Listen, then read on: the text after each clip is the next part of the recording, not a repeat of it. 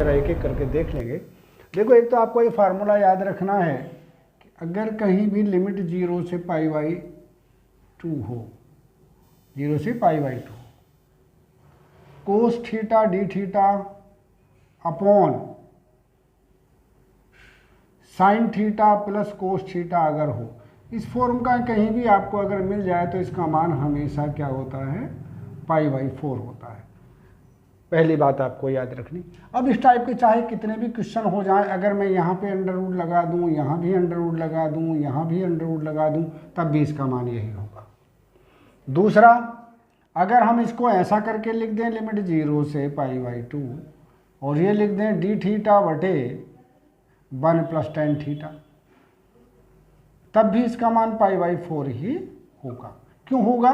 क्योंकि हम cos theta common लेके काट देंगे, नीचे ऊपर से 1 बन जाएगा और 1 + tan थीटा यहाँ पे आ जाएगा। ठीक है। इसी प्रकार से और भी बहुत सारे क्वेश्चन ऐसे बन सकते हैं जिसमें ये इसका इस फॉर्म का कोई भी क्वेश्चन होगा तो उसका एक ही आंसर होगा, जो आपको ये याद रखना है। एक तो इस फार्मूले को आपको स्मरण रखना, दूसरा देखेंगे। चलिए आगे, बाद में बता देंगे बाकी कुछ फार्मूले समय समय पर। पहला क्वेश्चन देख लीजिए, क्या कहा है इसमें कि the value of integration limit 0 से infinitive x dx upon 1 + x और इंटू 1 + x² इज। तो ऐसे क्वेश्चन को करने का तरीका आपका देखेंगे क्या करना होता है कि लिमिट 0 से इन्फिनेटिव उन्होंने दी है और ये क्या कहा ऊपर, x dx upon 1 + x into 1 + x²। ठीक, ऐसे केसेस में हम सब्स्टिट्यूशन मेथड अप्लाई करेंगे और वैसे तो देखते ही दिमाग में आंसर आ जाता, हमें आंसर का पता लग जाता क्या होगा, वो कैसे होगा। देखिए, अगर यहाँ पर प्लस का साइन है तो x बराबर tan थीटा मान लीजिए, राइट।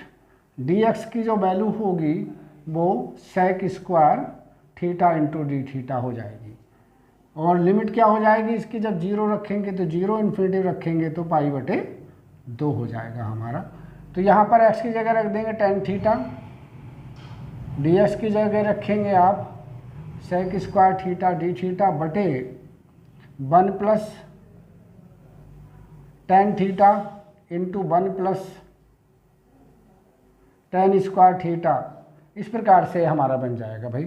तो अब देख रहे हैं आप इसको क्या लिखा आपने, लिमिट 0 से π/2 सेक, ये आपका सेक थीटा बन 1 + tan² थीटा का मान क्या होता है, sec² थीटा बना। तो इसको हमने लिखा ऊपर वाले को sine theta upon cos theta, इसको sec² theta into D theta upon, इसको भी हमने ऐसे ही कर दिया sine theta upon cos theta और इंटू sec² थीटा। ये sec² थीटा से sec² थीटा आपका कैंसिल आउट हुआ। ये बना लिमिट 0 से π/2 और ये बन गया आपका कितना बच्चों, साइन थीटा बटे cos theta plus sine theta into D theta. तो क्या मान बताया था हमने, इसका मान हमेशा ऐसे सवालों का π/4 होता है। ऐसे किस टाइप का कोई भी क्वेश्चन आ जाए तो इस टाइप के जो क्वेश्चंस हैं उनका आंसर क्या होता है, π/4 हो जाता है हमारा। ठीक है, तो क्या आंसर हुआ इसका, ये इस प्रकार से इसका आंसर हुआ π/4, आपका बी इसका आंसर हो जाता है। चलिए अब क्वेश्चन अगला देख लेते हैं। तो सब एक ही प्रकार के क्वेश्चन है, इन क्वेश्चनों की नेचर आपको पता होनी चाहिए और अगर क्वेश्चन की नेचर आपको पता है तो उस टाइप का कोई भी क्वेश्चन आएगा तो उनका सेम आंसर हो जाता है हमारा। अगला क्वेश्चन देखेंगे, इसमें कहा था वैल्यू ऑफ इंटीग्रेशन। अब इसको करने से पूर्व मैं आपको दो बातें बता दूं, यहाँ पे एक एक बात आप लोगों ने पढ़ी होगी। x का अगर इस प्रकार से लिखा है तो ग्रेटेस्ट इंटीजर का सिंबल होता है। अगर x को कर्ली ब्रैकेट में लिखा है तो ये क्या होता है, कर्ली ब्रैकेट में अगर लिखा है तो इसको क्या कहते हैं हम, ये फ्रैक्शनल पार्ट कहलाता है। और अगर तीसरे नंबर पर क्या, अगर x minus x greatest integer हो तो फिर इसका मान फ्रैक्शनल पार्ट होता है ना। ये आपको बातें याद रखनी है। बस इसी तरह से हमें क्वेश्चन करना। अब आगे देखिए कैसे हमें क्वेश्चन करना है। क्वेश्चन नंबर 2 को देखेंगे। क्वेश्चन नंबर 2 में उन्होंने कहा है कि i बराबर इंटीग्रेशन लिमिट 0 से 1000, ठीक है, e की power x minus greatest integer x into D x. जैसा मैंने बताया था इसमें 1000 तो आप बाहर कर दीजिए, ऐसा करके लिमिट 0 से 1 कर दीजिए, और यहाँ x का क्या बताया, ये आपका फ्रैक्शनल पार्ट हो जाता है। फ्रैक्शनल पार्ट का मान वो होता है जो 0 से बड़ा लेकिन 1 से छोटा होता है। फ्रैक्शनल पार्ट हमेशा पॉजिटिव होता, नेगेटिव नहीं होता, इसलिए हम लिमिट 0 से 1 कर देते हैं, 1000 को बाहर कर लेते हैं। तो 1000 एज सच इसका e की पावर x का e की पावर x ही हो जाता है। अब तो हटा के रख देंगे, 0 से 1 हो जाएगा। 1000 एज सच हुआ, जब हम 1 रखेंगे तो e बनेगा और 0 रखेंगे तो 1 बनेगा। तो आंसर इसका हो जाता है हमारे पास 1000 इंटू ई माइनस 1। कौन सा हुआ, 1000 इंटू ई माइनस 1। तो इस प्रकार से ये आपका आंसर हो जाता है सी आपका। ठीक है, तो ये भी आपका क्वेश्चन कंप्लीट हुआ। चलिए अब अगले क्वेश्चन को देख लेते हैं। नेक्स्ट क्वेश्चन में क्या कहा गया बच्चों, देखिए कि the value of x square integration x square D x, किसको कहा, एक्स स्क्वायर ई की power x into D x का इंटीग्रेशन बाई पार्ट आप लोग करेंगे। एक्स स्क्वायर को ऐसा सच रहने दो, ई की पावर एक्स माइनस पहले वाले का डिफ्रेंसिएशन 2x इंटू ई की power x into D x बराबर एक्स स्क्वायर ई की पावर एक्स माइनस 2x ऐसी रहने दो, ई की पावर एक्स का इंटीग्रेशन ई की पावर एक्स प्लस का चिन्ह लग जाएगा, 2 आ जाएगा आपका, x का हो गया 1 और ई की power x into D x, c और जोड़ सकते हैं आप। तो ये आपका आया एक्स स्क्वायर ई की पावर एक्स माइनस का 2x ई की पावर एक्स प्लस 2 ई की पावर एक्स प्लस सी बराबर एक्स स्क्वायर माइनस का 2x और प्लस का 2 आउट ऑफ ई की पावर एक्स प्लस सी। इस प्रकार से इसका आंसर हो जाता है कौन सा जी, x square minus 2x plus 2 e की power x out of c, ये वाला आपका आउट ऑफ प्लस ई की पावर एक्स प्लस सी हो जाता। ठीक है, तो देखिए हम कहीं भी अगर ई की पावर एक्स का आपको करना और एक्स की कुछ भी पावर हो तो क्या करेंगे, सिर्फ ई की पावर एक्स को भूल जाएंगे। अब इसको मैं सिंपल तरीका आपको करने का यहाँ बता दूँ। अगर कभी भी आपको इसका एक्स स्क्वायर ई की पावर एक्स का डी एक्स करना हो तो ई की पावर एक्स को तो ऐसे ही कर दीजिए, रख दीजिए। क्या करेंगे, इसका डिफरेंस पहले एक्स स्क्वायर को ऐसे रखो, माइनस का चिन्ह लगा के इसका डिफरेंशिएशन करो 2x, फिर प्लस का 1 माइनस 1 प्लस लगाएंगे, फिर इसका डिफरेंशिएशन कर दो 2 और प्लस का c।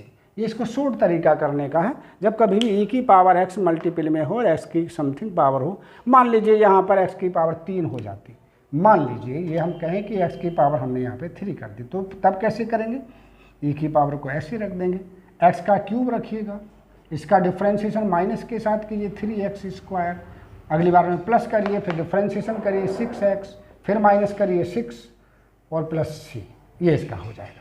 तो जब कभी भी आपका e की पावर x अगर गुणा में हो और इंटीग्रेशन करना हो और x की पावर n हो तो 1 माइनस 1 प्लस का साइन लेते हुए चलेंगे और क्या करेंगे, उसका क्रमशः डिफरेंशिएशन करते रहेंगे, सक्सेसिव डिफरेंशिएशन हम करते हुए चले जाएंगे। ठीक है, ये था इसका इंटीग्रेशन का फार्मूला।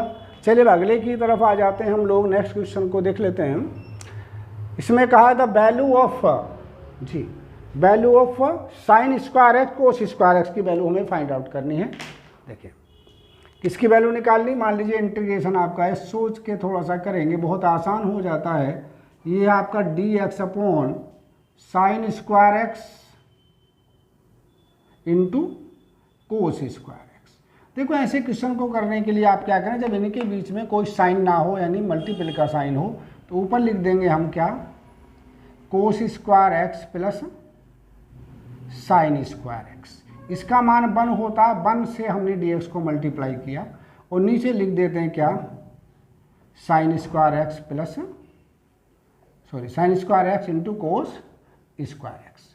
अब इसके बाद में क्या करेंगे बच्चों, इसके अपॉन में लिखेंगे साइन अपॉन कोस, तो कोस से कोस कट जाएगा, तो 1 अपॉन साइन का मतलब हो गया कोस एक्स स्क्वायर एक्स।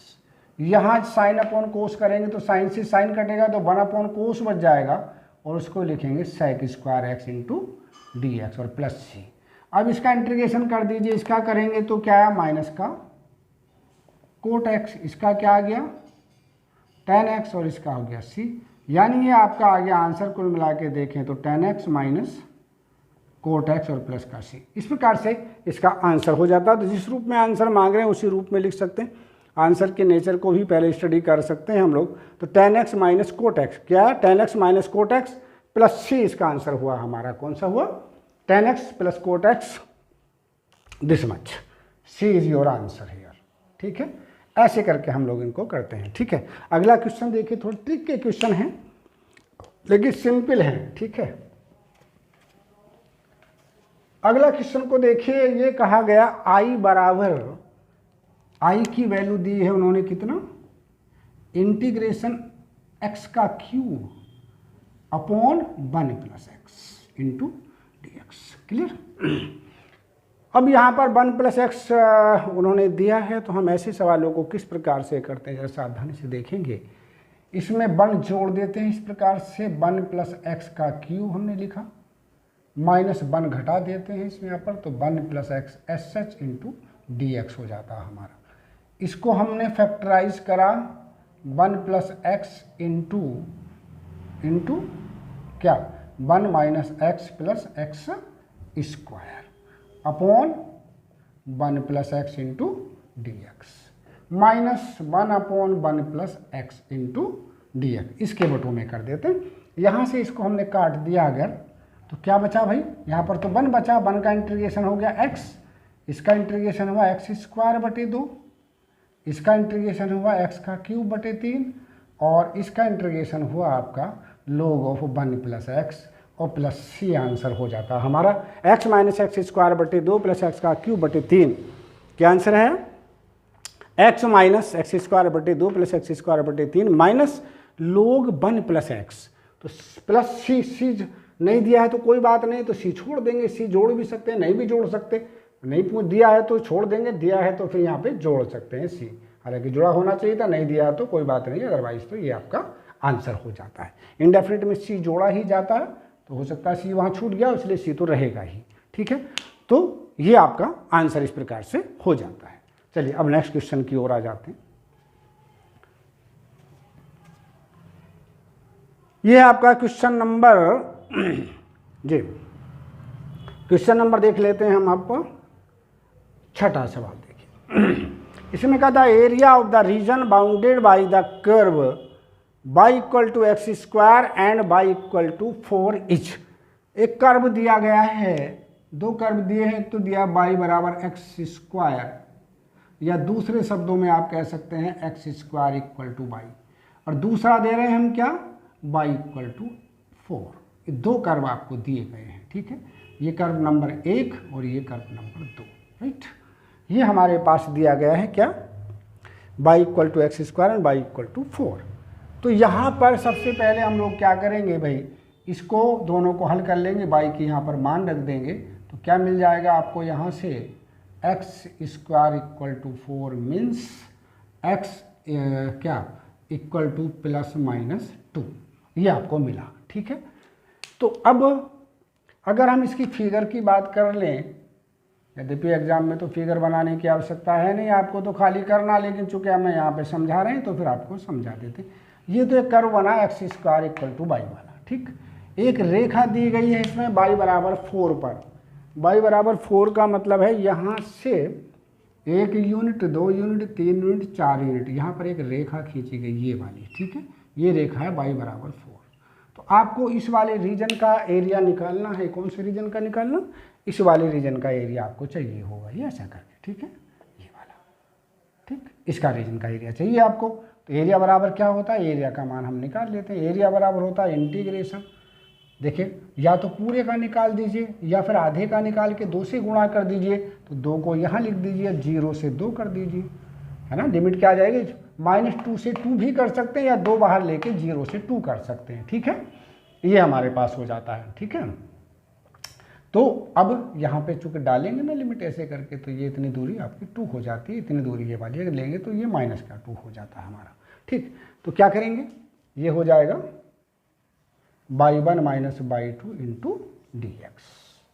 तो ये हुआ हमारा 2 इंटू 0 से 2, y1 का मतलब 4 और इसका मतलब x square into D x हो जाता है हमारा।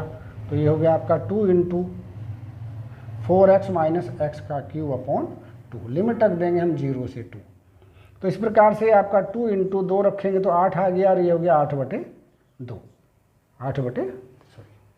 3, 8/3। तो 8/3 को क्या करेंगे, 8 या 24 में से 8 गए 16/3, तो 16 दूनी 32/3 स्क्वायर यूनिट इसका क्षेत्रफल हो जाता है। कितना, 32/3 स्क्वायर यूनिट इसका ये आंसर आपका आ जाता है। ठीक है, तो ये हमने छठा सवाल अभी करके आपको बताया। जब एरिया निकालना तो इस प्रकार से हम लोग निकाल सकते हैं। चलिए अब अगले सवाल की बात कर लेते हैं।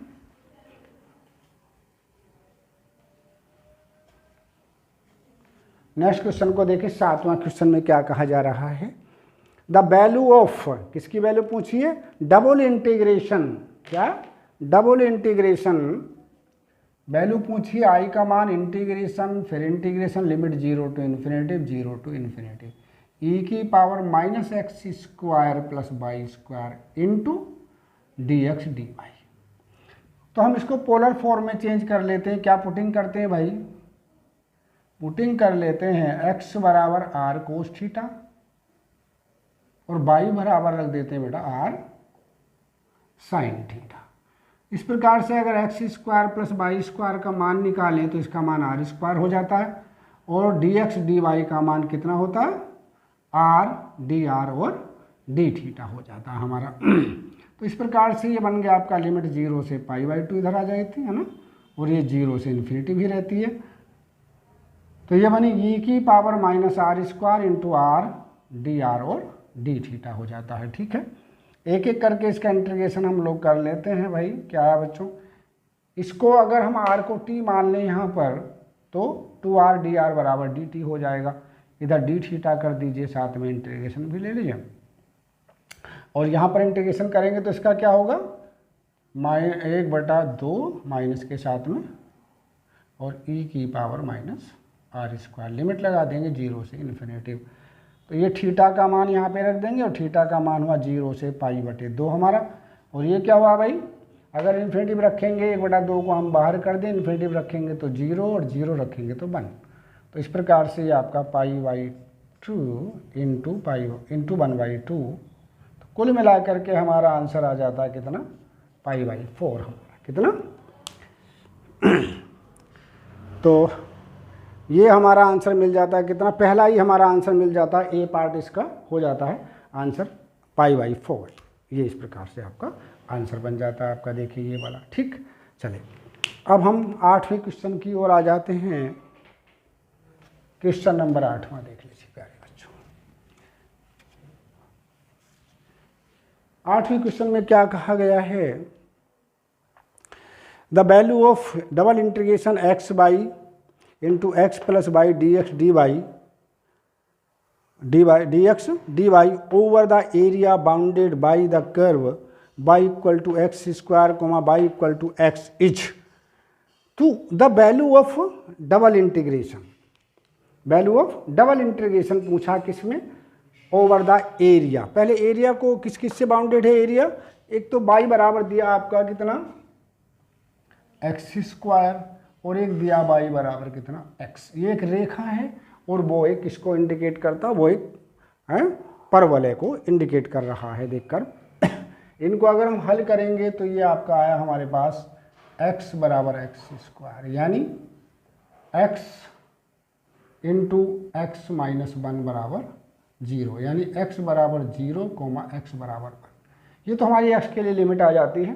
अब हम इस इंटीग्रेशन की बात करते हैं। देखिए i बराबर कितना, डबल इंटीग्रेशन, इसकी लिमिट i से 0 से 1 कर दीजिए और इसकी लिमिट x² से x कर दीजिए। क्लियर, किसका मान चाहिए, x y into x + y into dx और dy, ये हमारे पास मिल जाता है। चलिए इसको हमने फिर से 0 से 1 लिखा और यहाँ x² से x इसको अंदर गुणा करके ले गए हम, तो ये बना x² y + x y² into dy और इंटू dx, ये हम कर देते हैं। ठीक है, पहले इसका इंटीग्रेशन कर लीजिए। तो लिमिट 0 से 1, इसका इंटीग्रेशन हुआ y के रेस्पेक्ट में x square into y square upon 2, और ये हुआ एक्स वाई का क्यूब अपॉन 3। लिमिट हमारे पास हो जाएगी यहाँ पर एक्स स्क्वायर से एक्स इंटू डी एक्स हो जाती है हमारी, ठीक है। अब देखिए नेक्स्ट इसको हम, अब इसमें लिमिट जब हम प्लेस करेंगे तो किस प्रकार से लिमिटों को प्लेस करते हैं। पहले x की जगह पर आप y की जगह पर x कर दीजिए, तो ये हो जाएगा x की पावर 4/2 प्लस यहाँ पे भी x रख दीजिए, तो ये भी x की पावर 4/3 हो जाता है आपका, ठीक है। अब माइनस का साइन लगा के यहाँ पे जब y की जगह एक्स स्क्वायर रखेंगे तो x की पावर 4 हो जाएगा, और 2 पावर ये, तो ये बना x की पावर 4 और 2 6/2, माइनस यहाँ भी रखेंगे x की पावर 6 और 1 7, x की पावर 7/3 हो जाता है हमारा, ठीक है।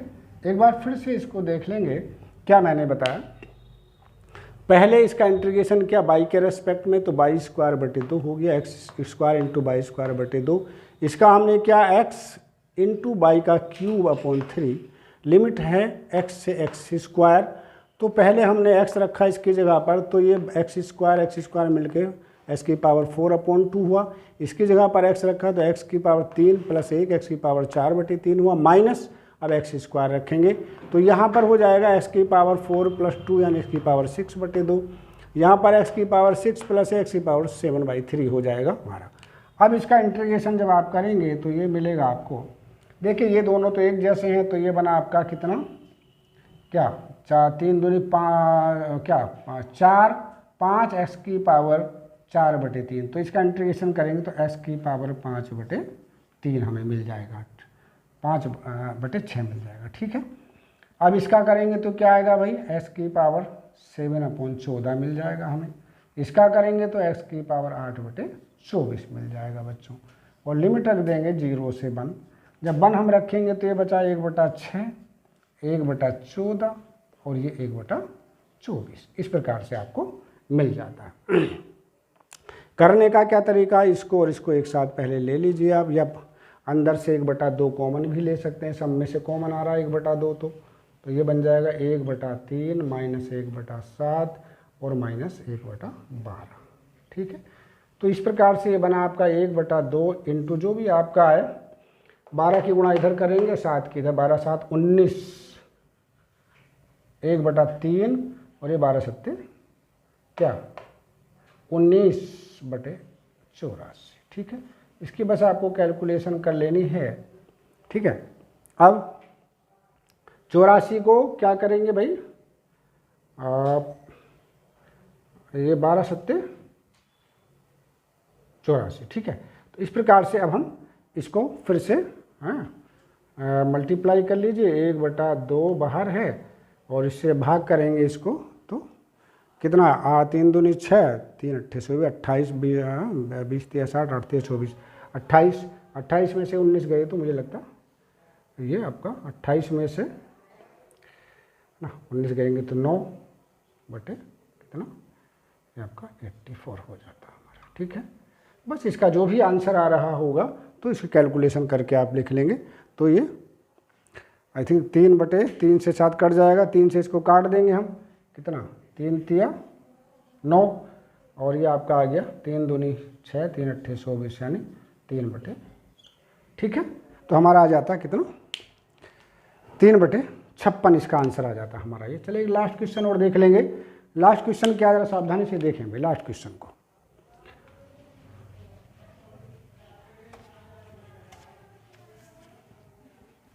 देखिए लास्ट क्वेश्चन में कहा गया है कि यदि इंटीग्रेशन कितना, यदि उन्होंने कहा है कि यदि इंटीग्रेशन लिमिट 0 से infinity x square dx upon x square plus a square into x square plus b square into x square plus c square का मान अगर क्या हो π/2 इंटू कितना, इसका मान हो 2 × a + b into b plus c into c plus a. अगर इसका ये मान है तब आपको मान बताना है, किसका? तब आपको मान बताना है, तब जी इंटीग्रेशन लिमिट 0 टू इन्फिनिटी। और ये मान बताना आपको किसका भाई? डी एक्स अपॉन, यानी डी एक्स अपॉन जी किसका? X square plus 4 into x square plus 9, इसका मान आपको बताना। तो देखिए हम इस सवाल को किस टाइप से कर रहे हैं, ध्यान से देखिए। हम नीचे ऊपर एक्स स्क्वायर से गुणा कर दे रहे हैं बच्चों। तो ये हुआ हमारे पास x square into x square plus 4 into x square plus 9। इसको हमने थोड़ा सिंप्लीफाई करके इस प्रकार से लिखा, देखिए ध्यान से, x square into D x बटे एक्स स्क्वायर प्लस 0 लिख दिया मैंने। इसको 0 का स्क्वायर भी कर सकते हैं। इसको एक्स स्क्वायर प्लस 2 का स्क्वायर लिख दिया मैंने। इसको एक्स स्क्वायर प्लस 3 का स्क्वायर लिख दिया। अब ये वाली फॉर्म आपकी हो गई, देखिए, है ना। ए स्क्वायर की जगह 0 है, ए की जगह 0, बी की जगह 2 और सी की जगह 3।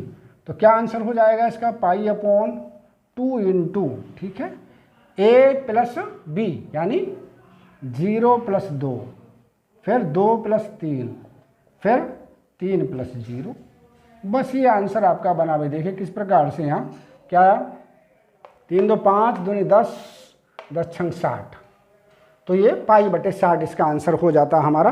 तो इस प्रकार से आपने देखा कि सारे क्वेश्चन को करने की एक स्पेशल ट्रिक है, जिस ट्रिक को आपको बहुत सावधानी पूर्वक करना ये है ना। सवालों में कुछ नहीं होता, बस आपको कॉम्पिटिटिव एग्जाम में ध्यान ये देना है कि कौन सी स्पेशल ट्रिक इसमें काम करेगी। बस ये सब निर्भर करता है आपकी प्रैक्टिस पर, कितनी ज़्यादा प्रैक्टिस करते हैं, कितने डिफरेंट टाइप के क्वेश्चंस को आपको देखते हैं। ओके बेटा, चलिए आज का लेक्चर हम यहीं पर पूर्ण करते हैं।